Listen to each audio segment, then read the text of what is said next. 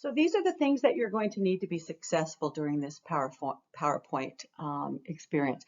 First of all, if last week you did not watch the overview video that was part of your social and emotional slideshow, I think you did a Zoom meeting perhaps on that, or maybe not. You want to make sure you go back and you watch that overview of CSEFL so you have an understanding. I want to say it's somewhere between 35, maybe 40 minutes long. Second, you should have your PowerPoint open, which I'm assuming you do, or you wouldn't be hearing this. Third thing you want to do is you want to print your Module 1 worksheet number 1. This way you can take notes on the different things that we are doing throughout the PowerPoint, and then you can then type them into your worksheet because you will be submitting this to your practicum instructor as part of participation. Some of you are tech savvy. You may be able to open this as a Word doc, and when you pause the video, go between the PowerPoint and the Word doc and actually fill it in at once rather than handwriting it and later going back and having to do it. There are also 2 articles that should be on your Canvas module.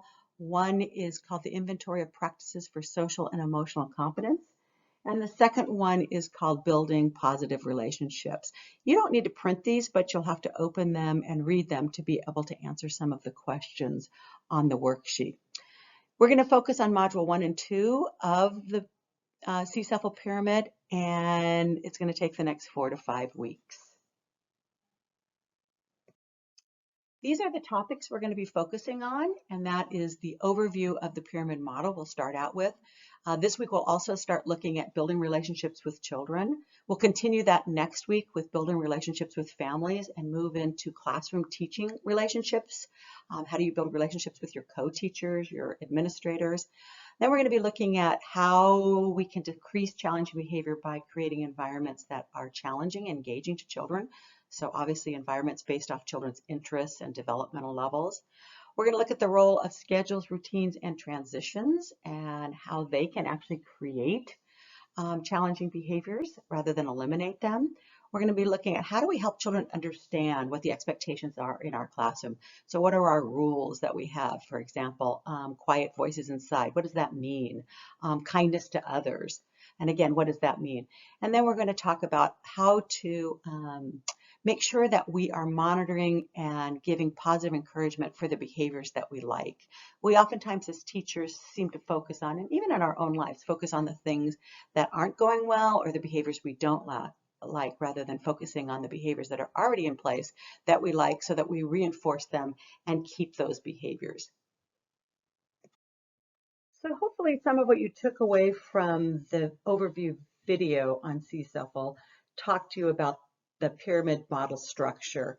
And you maybe even learned that it was supported by a collaboration of team members from all types of different agencies, such as Head Start, the Department of Education, the Department of Developmental Services, First Five, the California Department of Health, as well as resource and referral and community colleges.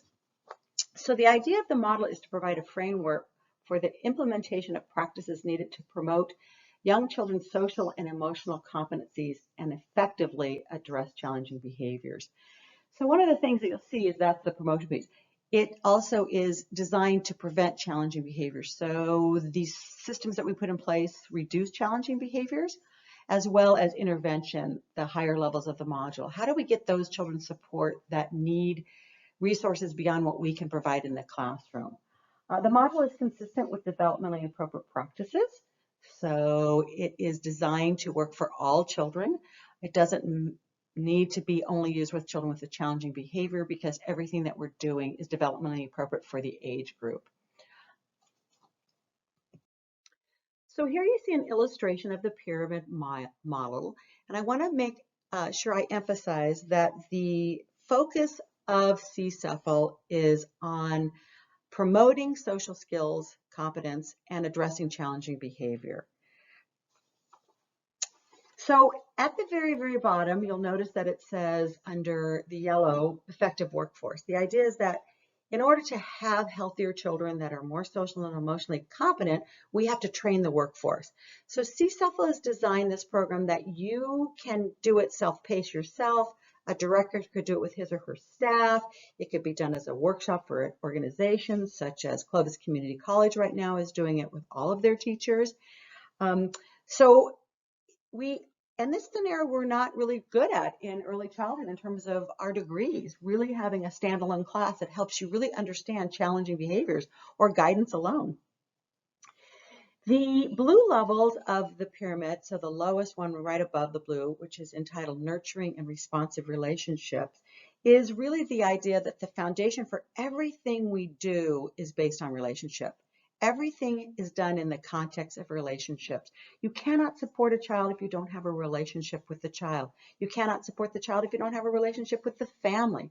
You cannot support a child if you don't have a relationship with your co-teachers where you're willing to work on this together. The next level that we'll look at, which will be module 2, is the idea that well-designed environment supports children's appropriate behaviors and make it less likely that children will need to engage in challenging behavior.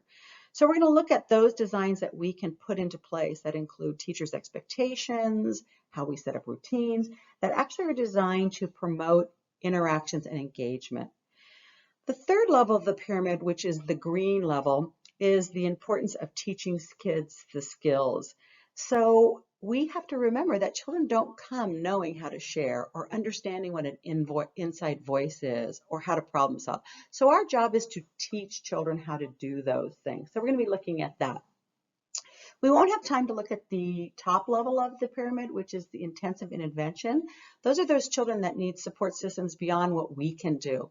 So say we have a child that has a mental health issue. We may help that child then find those resources for the parents, and then we'll work with that specialist to implement those strategies that that specific child needs within our classroom that is different than what other children in our program need. So the goal of the pyramid is to prevent challenging behavior and to teach children appropriate behavior. And again, the focus is on prevention. Before we can change children's inappropriate behaviors, we have to focus on number one, which is to ensure that the classroom is a place where every child wants to be, that every child talks about going to school and can't wait to get there and feels excited about walking into the classroom. Secondly, we have to design environments that promote engagement. So you're learning this in your practicum course right now as you design curriculum based on observations and the interests of the children. Children who have activities that interest them are much more engaged and much likely to engage in challenging behavior. The third thing is teaching children the skills they need to be successful. So helping them understand something as simple as what an inside voice is. Those are just words unless we give examples of an appropriate sounding inside voice as opposed to a very loud voice that should be outside.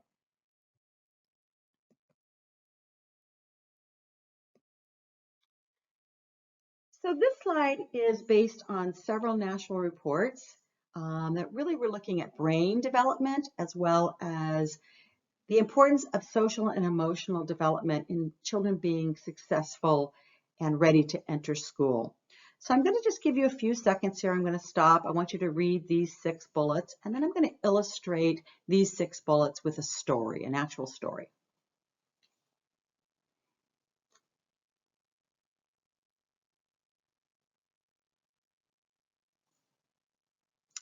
So I'm going to use the example of a little girl named Jessica, who is 4, who at her preschool in the outside environment, they have 2-wheel bikes. And they have a lovely bike path that goes in a circular formation that really provides children with space to ride.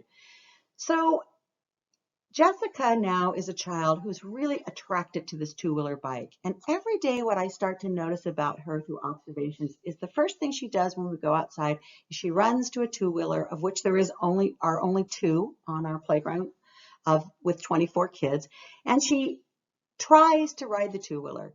Each time she's a bit successful, perhaps during the time while she's trying to do it, a teacher comes in and supports her by holding the back of the seat. Perhaps a peer supports her so that she's developing relations with her children and classmates. So the other thing that's happening is that I noticed that she's again done this over several weeks, which illustrates her ability to concentrate and persist at a challenging task. The other thing is that During one of the occasions, I noticed that when Jessica goes outside, another child is on a bike. In fact, both of the bikes are being used, and she doesn't have access to a bike. So she runs up to a child who has a bike, and she's holding onto the handlebars, telling the child they can't go. It's her turn. She needs to ride the bike, and she's crying. So I walk over as a teacher and I engage her first in helping her understand her emotion. I may do this by identifying her emotion. Jessica, I could see you're really sad and disappointed that you can't ride the bike right now. And I may have her validate that. She may actually say it back to me. Yes, I'm sad. It's mine. I want to use the bike. And now I engage her in some problem solving skills with her peer. And I talk about what can we do when there aren't enough bikes, when both of us want to use the bike. And I sit with them as they come up with some solutions. Sorry. Eventually they come up with a solution that says they're willing to share the bike, that each child will take a lap around the circle and then they will give it to another child. So now they have the ability to problem solve. I've supported them and they've seen their solutions to things when they don't go their way. And they're listening to their own ideas and they're following their instructions. I reiterate the instructions. We have a decision. We're going to each take a turn and they let that happen. Eventually what happens is over the next few days, Jessica becomes able to ride the bike herself. This ultimately builds confidence, the ability to know that I might not be good at everything when I first start, but if I persist and stay with it, I can accomplish it, which builds her self-esteem, which is really key in when you go to elementary school because everything is new and challenging. Learning the alphabet, having to write your name. So I'm building a foundation for this child to be effective. So then now what you're going to do is you're going to finally use your worksheet that's entitled Worksheet 1, Module 1, I believe, and it's question 1. So you're going to look at question 1, part 1, which asks you the question, what do you think, what do children do when they don't have each of these skills? And take a few minutes to write down your ideas. We're not going to be able to share them. I want to encourage you to pause the PowerPoint at this point. There should be an ability at the bottom to see a pause button.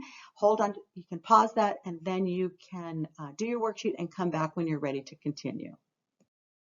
Now I'm going to direct you to watch a video. This is Dr. Bruce Perry. You already last week watched a video with Bruce Perry. He's the one who has the 6 core strengths of healthy development. This is a video that was actually funded in Fresno County through First 5, and he's going to discuss what it is that children need to be successful in school. And I want you to take a few minutes while you're looking at it and see if it compares to the same things that we talked about on the previous slide.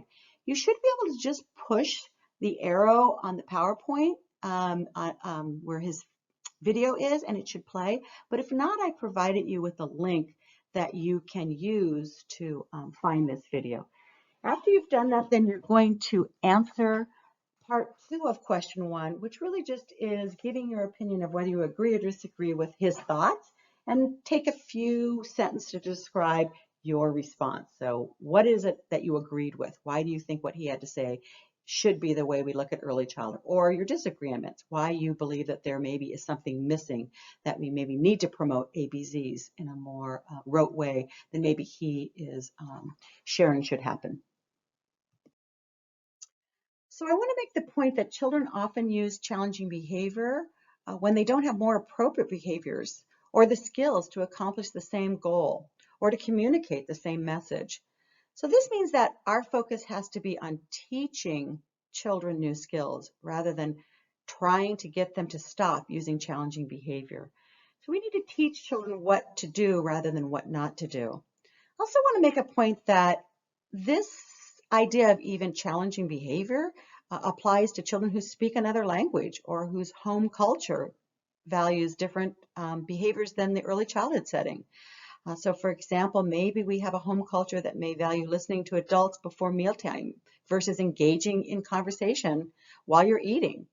So the goal is to facilitate children's learning of skills valued in the school or your classroom in order to ensure their success, while at the same time we also have to honor and value the beliefs of the home culture and language. And that's tricky to do. It's tricky for us to take ourselves out of our own beliefs and try to recognize that not all children are being raised the way we were.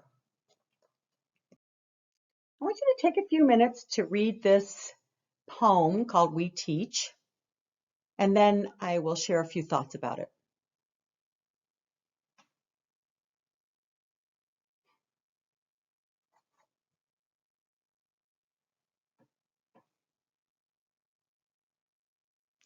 So I really love this poem, and I really think it really illustrates this idea that for some reason we take a different approach on children's behavior when it comes to social and emotional skills, those pro-social skills, such as sharing toys or uh, following through on what we request them to do, right? Or sharing space.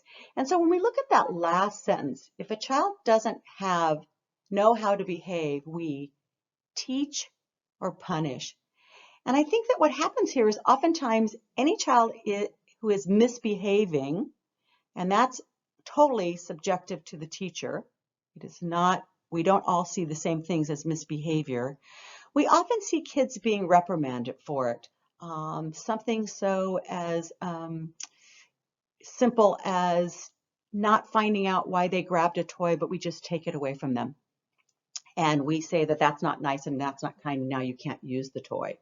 Rather than thinking the fact that this child is developmentally not at a stage where sharing comes or waiting comes easy. So grabbing a toy is very developmentally appropriate for this child. I also see this oftentimes in programs that still use something like timeout. You misbehave and now you're going to go to timeout, with the idea that the child sitting there is having an opportunity to think about what they did so they don't do it again. And what children need us to do is teach us how to ask for a toy, teach them how to say, I really want to use the bucket right now rather than grabbing it from our friends, and how we have to wait and our friend can hold on to the toy and doesn't have to give it up. And waiting is hard. So this is a really good example, and I think a powerful thing. We don't think that way when a child struggles with swimming. We don't put them on a timeout. We don't say, why aren't you doing this appropriate? We don't like your behavior. We usually move into a nurturing, break it down to simple skills, help support them to get to where that we need them to go to be effective swimmers.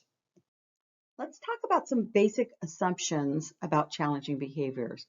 I want to emphasize that challenging behavior often occurs when children don't have the appropriate language or social skills to achieve the same purpose. So it's important for us to understand that challenging behavior is trying to convey a message. Something, I'm bored, I'm sad, you hurt my feeling, I need attention. I also want us to make sure that we rule out that there are other things that contribute to challenging behavior that we may not be aware of, such as lack of sleep, a child who's hungry, a child who has stress in the home, temperamental issues, genetic factors, even a child whose second language is English. And so they're an English language learner and they're struggling to understand what's going on in the context of their day. So I think it's going to be interesting for us to see if challenging behaviors increase when children return to our program based on the level of stress or how this shelter in place was handled by individual families. I also want to make sure that we understand that challenging behavior that takes place over time is usually working for the child. They're getting something. So if I use an example of the last one before with a child who grabs a toy from another child rather than asking to play with it or to share it. If the child ends up with the toy after grabbing it, then he or she's going to continue grabbing it because grabbing is working for them. If the child grabs the toy and it brings the teacher every time and a lot of attention, and the child is wanting attention, then the child will continue grabbing a toy because they get attention for the behavior. So I want to point out also that there's lots that we can do to promote children's social and emotional competence.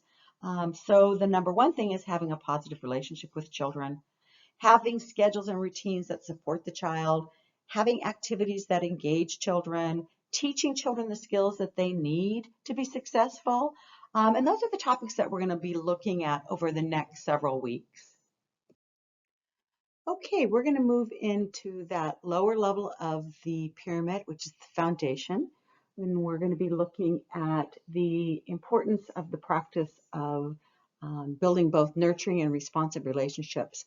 So this level is going to look at how we build relationships, not only with children, but with families and our other team members. So now you're ready to do some work looking at building positive relationships. And we're going to be using your worksheet questions. We're going to be answering number 2 and 3. And we're going to be combining that with using the inventory of practices, which should be found on Canvas. So if you haven't opened that, you'll need to open it so that you can review that back and forth when we pause and do those questions 2 and 3. So the first page of the inventory of practices really it just kind of highlights what that is all about. And I'm going to now kind of talk about, I don't know if you can see me doing the circle, but the first 2 pages, so page 2 and 3 is what we're going to be using for this exercise. And what you're going to do is, if you look at the tool, you'll notice that it's divided into 3 separate headings. One here, one here, and one here. We're going to be using all 3 of these for this exercise. So we're going to be looking at the first one, which is right in here, which has to do with building meaningful relationships with children and families. The second one, which is, oh, I lost my little dragger. I'm not quite sure what happened here. I'm not that good at this. Right here, which is the examines personal, family, and cultural views of children and challenging behavior. And then the third one, which will be on the following page, which is to examine your own attitudes towards challenging behaviors. So what you're going to do is you're going to pause this in a minute and then use your worksheet, and you're going to be reading all 3 of these areas. So continue reading all the way down. You might need to read it more than once. Then you're going to go back in and you're going to pick your 3 things that you think are your greatest strengths. So these are things that you do and you think you do well. So for example, if you look at the first practices under skills 1, which is the developing meaningful relationships, you might say that one of the things that you do really, really well is that you always communicate with children on their eye level, which means that you know that when you're working with kids and they're talking with you, you get down on your knees so that you can really address them face to face. Another thing that you might say is that you are really good at speaking calmly to children. That's one of your strengths. And I often see this in a lot of our students that are in practicum. I can tell they are just by their temperaments. They're very, very calm, and even in class, they might be a little bit reserved to share their opinion or speak up. And I watch them with children, and they're just always very, very calm and engaging. And then you can keep looking through and find your third thing. So you'll list all 3 of those on number 2. So you'll spell right out the exact thing that it says. Then you'll go back and reread those practices and find out what are those things that you're reading do you think you could improve on? What are areas that you could improve on? Oftentimes people find a lot of those areas over here, which is that idea of looking at challenging behaviors. So a person might say that I really struggle with the 3rd bullet down, understanding there are many things that can be done to prevent challenging behaviors. You recognize that behavior is challenging, but you just don't know what you could do with it. This tool is super, super effective, and it's used by individual teachers. A classroom team could use it, or an administrator or supervisor could use it on you. And what you could see is you'll notice here that it looks at these in terms of, is it something you do consistently, occasionally, or rarely or seldom? And then that would mean that you need to set some types of outcomes or goals for how you're going to improve that. So for example, if you realize that you don't always greet all your children daily because you're busy or engaged, or you recognize that when you're at a table working with kids, you don't oftentimes stop to evaluate, to greet a child. And that's so important for a child's self-esteem. So you might make a note to yourself that even though I'm sitting at the table, I can easily look up and say hi to the child from across the room, or simply just wave at the child with a smile to let them know that I am acknowledging that I see them and I greet them. So again, now you're going to pause this and you're going to find your 3 strengths, your 3 things you should work on, and then we'll move forward. So now we're going to start to look at this idea of building relationships and why it's important. What is the reason that we build relationships? I really want to make sure that you understand that there's nothing more important than you and the relationships you build with the children, family, and coworkers in your program. It's the one thing you have complete control over. You may not have control over how much money you get to spend on curriculum materials. You may not have control over how big your room space is, but you do have control over every action you take in terms of how you choose to relate to a child, how you try to view their behaviors, how you try to support their behaviors. That is something that you have the ultimate control of, and nobody can take that away from you. So why is it important? The relationship that we build with children, families, and colleagues are the foundation of everything we do. Without them, you can't change anything. It is important to build these relationships early on rather than waiting until. So children with the most challenging behaviors especially need these relationships, and yet their behavior often prevents them from benefiting from those relationships. I often run into teachers that complain about one or two children in their program and say, if only that child wasn't in my classroom, my class would run smoothly. I would love my job. What I seem to find out is if that child leaves your program, oftentimes teachers find another child to put in that category and say, if only. The next bullet says, children's time and attention are very important to children. And we need to be sure that we are giving them the time and attention at times other than when they are engaging in challenging behavior.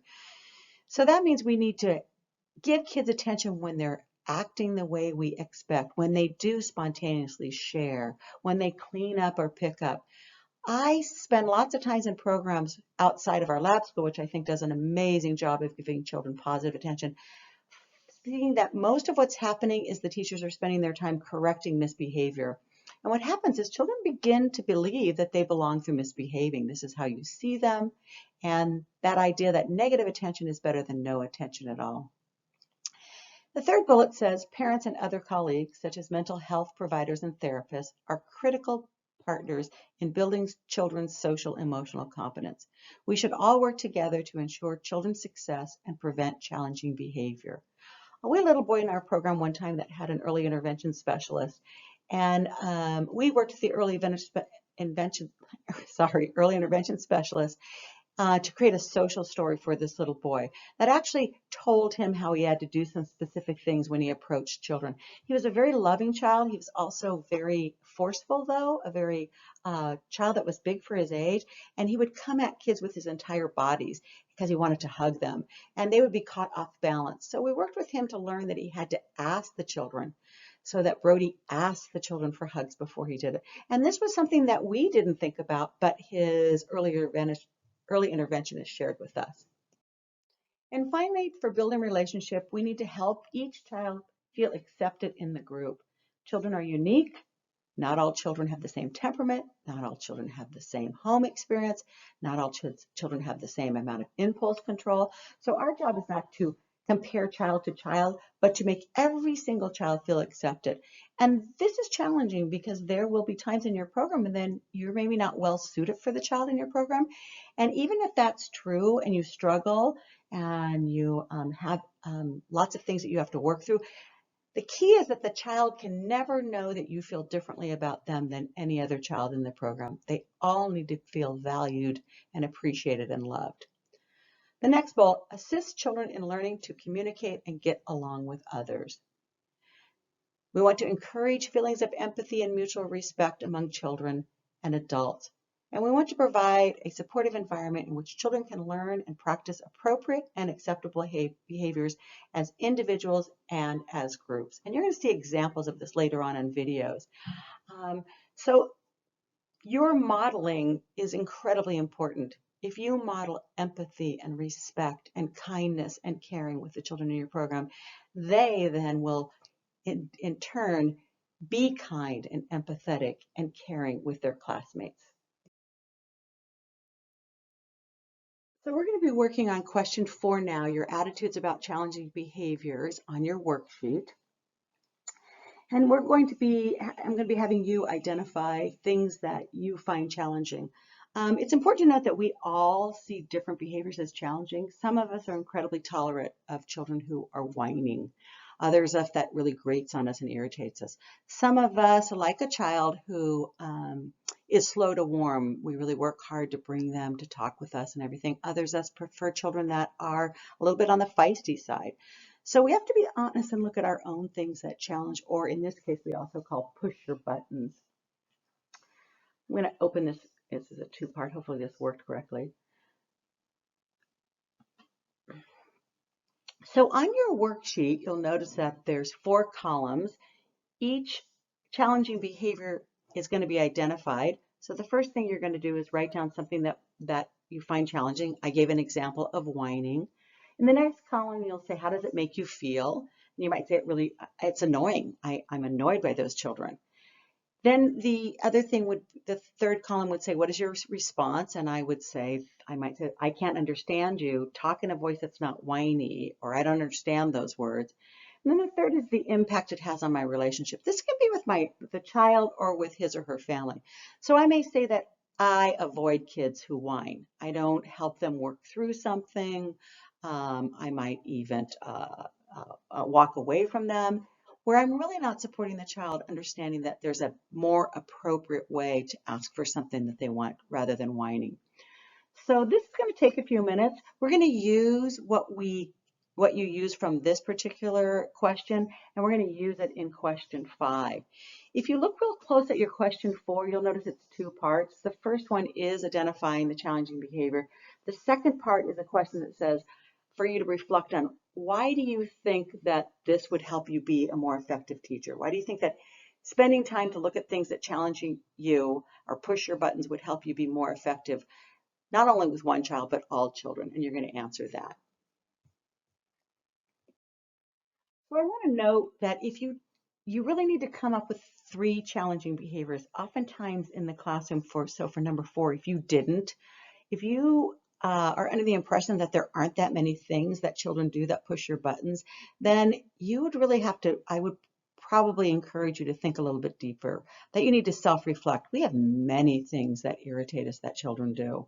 So it's okay for us to have things that irritate. We all have different levels of tolerance and different things that we find acceptable. It's just not okay for us to recognize that those things push our buttons so that we can take actions to effectively working with children who do them, right?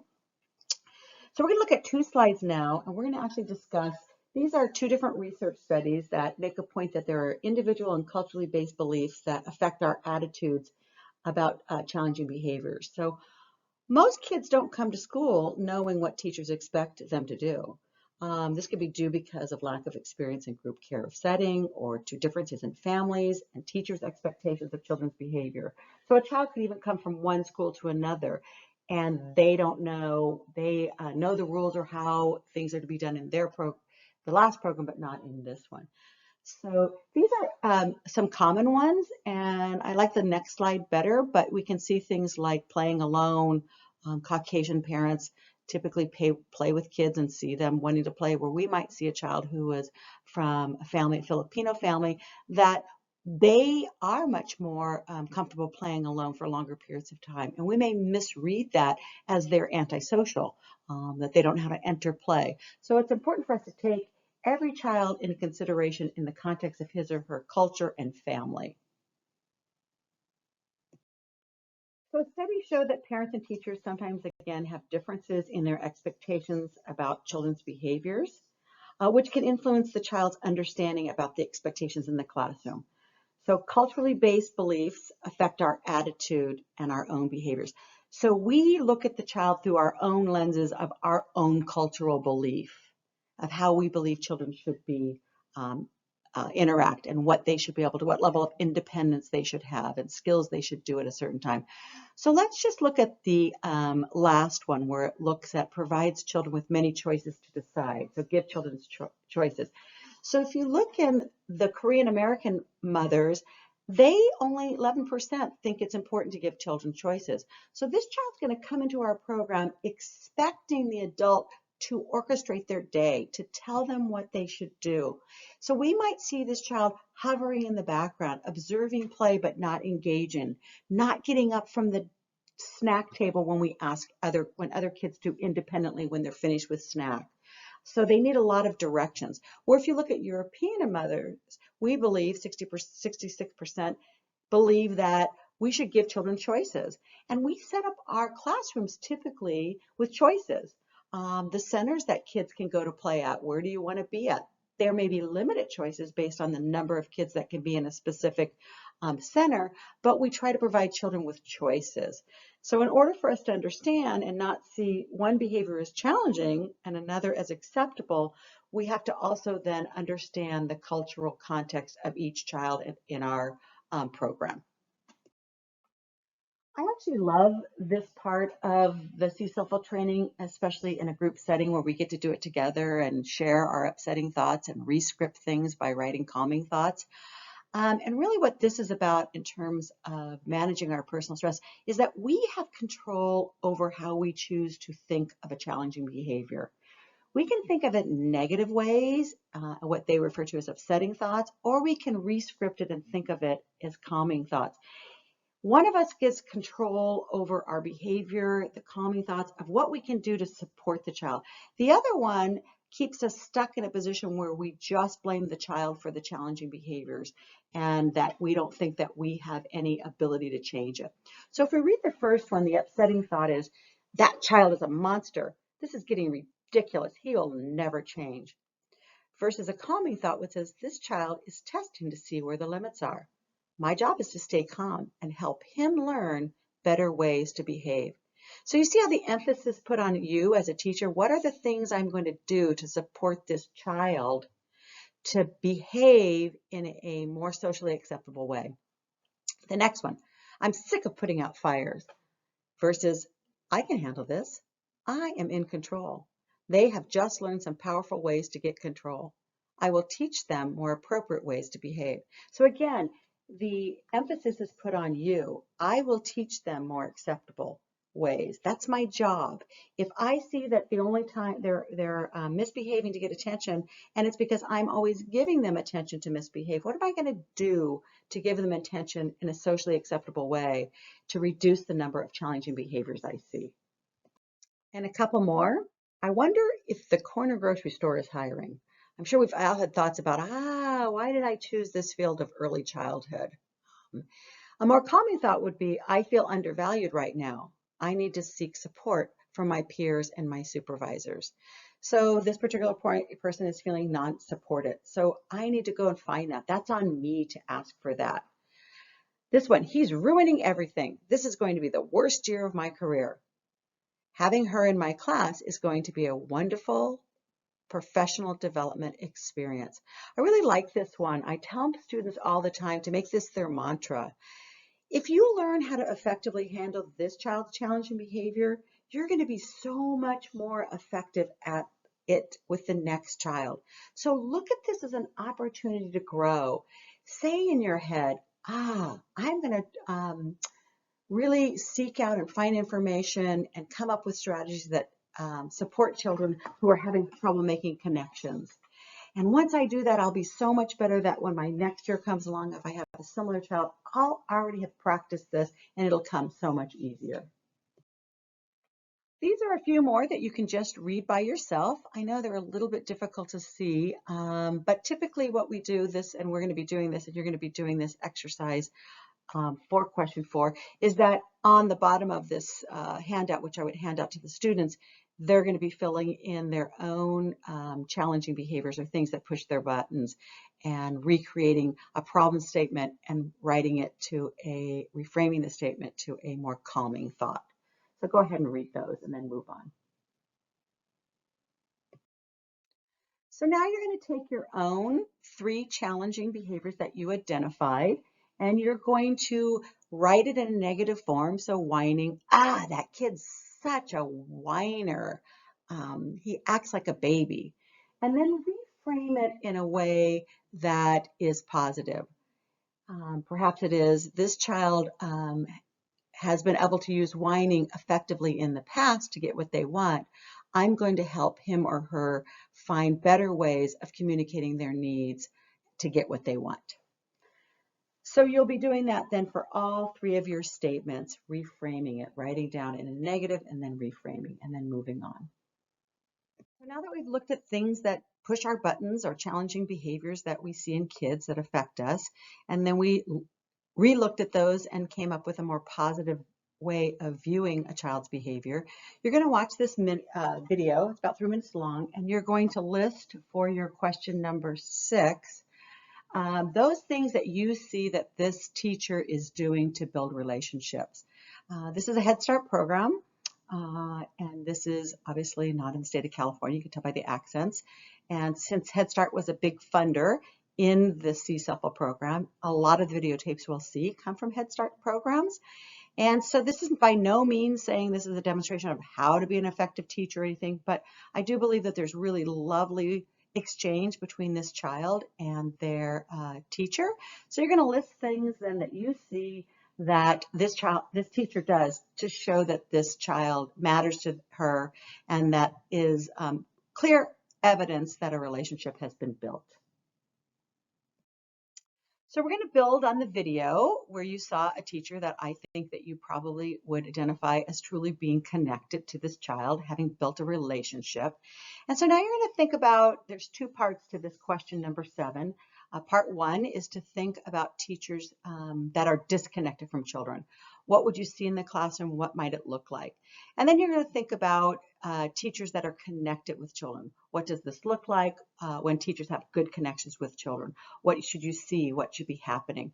So if we look at the video we just saw, one of the things that showed this teacher was connected to the child was how genuinely she was involved with the child. She wasn't multitasking. She was really having a lovely one-on-one conversation with this child, even in a noisy classroom. So a disconnected teacher, though, we might see is that she wasn't looking at the child. She was looking around. She was talking to adults across the room. So think about your own experience in your practicum classroom, what you might have seen, or perhaps your place of employment if you currently work with children, or you could even go back to your own childhood and think about how is it that you can tell that a adult or someone else is truly connected to you in your life versus disconnected. So hopefully you were able to come up with some good examples of that. And I think we asked you to give a minimum of 4 for each one of what it would look like to be disconnected or connected. And I think this is really one of the things that you want to think about that CD37A is all about. Your textbook even relates to that, and the way you're designing curriculum relates to connections. You cannot build curriculum without having observed the child. Then you take back and you pause and you think, what does that tell you about the child? And then you are building curriculum based on saying, what do I think the children would want to do next, or would increase their interest, or build on their interest of a current topic or exploration. So I think that that's really, really important. And then some of you may be using in your practicum class the powerful interactions, which is truly based on connections as well. Those 3 keys are to be present. The second one is to connect. And the third one is to extend learning. All of those build on each other. All right, here's our last slide for the day. And it is actually question number 8 and 9. And this is an article which is posted in your module on Canvas that's called Building Positive Relationships with Young Children. And to prepare for next week's PowerPoint, you're going to read the article. It's a very short article. I want to say it's about 3 pages. And you're going to first look at the 5 points it talks about that are listed on your question 8. And just give your kind of explain what you think it means in your own terms, right? So those are quick explanations. And then the next thing you're going to do is think back into your experience with children to date, and already think about listing 3 things that you currently believe you do that let children know that they matter, that you're connected to them, and that support that idea of building relationships, right? So that's where we're going to end today. If you have any questions about any of the worksheets or the PowerPoints, you can send your emails to your practicum instructor, and then they can forward them to me, or possibly they can answer them themselves. So I hope everybody has stay safe this week. Really take into consideration and really, really adhere to that idea of not going out if you don't need to. I think I saw a lovely clip today that was about cheating, about how we think we can cheat. And I realized last week I did an activity that I didn't need to do, that I could have passed on. My husband, we went to the nursery to do planting, which is fun and it's really rejuvenating. But in the nursery department of Home Depot, they were 20 deep to pay. We didn't need to be there. So I think, hopefully we, again, really think about this idea of cheating. and we stay safe. And I hope you reach out if you need support in any way for your family. Let us know, let Heather know or Tracy know. Maybe there's something we can do to support you as you live through this period of life, which definitely is a challenge for all of us. Talk to you later. Bye-bye.